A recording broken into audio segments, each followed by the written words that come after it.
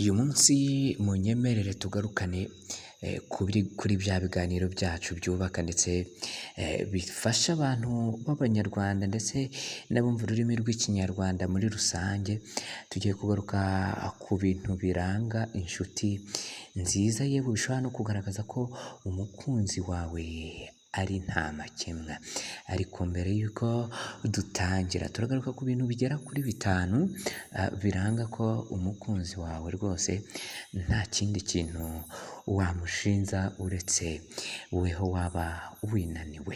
Mbere y'uko ariko dutangira iki kiganiro, kora subscribe, ufungure notification, ujye ukurikirana ibiganiro byubaka hano kuri Hakika Empire. Naho igihe tugiye kubana muri iki kiganiro ni Teacher Mpero. Tugiye kugaruka ku bintu bitanu bishobora kukugaragariza ko umuntu muri gukundana ari nta makemwa ndetse nta kibazo na kimwe agufiteho. Mu by'ukuri ni ibintu biranga inshuti nziza. Ikintu cya mbere kiranga inshuti nziza si urukundo, si iki n'iki, ni ubufasha. Ubufasha ni kimwe mu bintu bigaragara ndetse bikanabonekera buri umwe wese muri kumwe, gishobora kuba ikimenyetso ko ari inshuti yawe, kuko biragoye ko wafasha umuntu utari inshuti yawe cyangwa se utiyumvamo.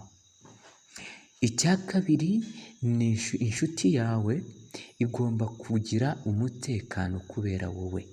Igihe inshuti yawe iri mu makuba cyangwa se ifite ibibazo, muri make nawe uba ubifite. Nibyo nshatse kukubwira ngo kugira umutekano. Ikwemerera gutanga ibitekerezo byawe mu buryo butagoye.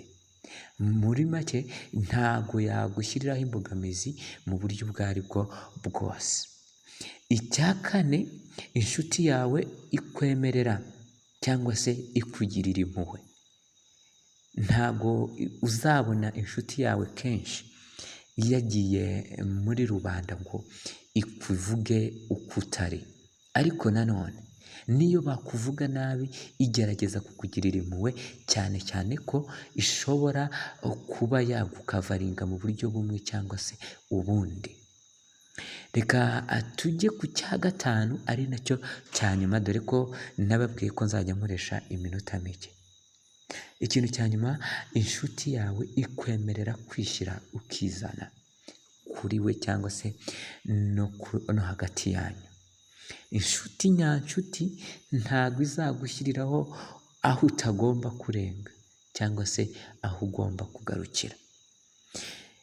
Ntago izagushyiriraho imbogamizi izo ari zose, ahubwo ibyo wita imbogamizi izabikuraho kugira ngo ishyigikire umubano wawe nayo. Njye wakugezagaho ibi bintu bitanu ni Mr. Hit. Kora subscribe nimba wakunze ibiganiro dukora.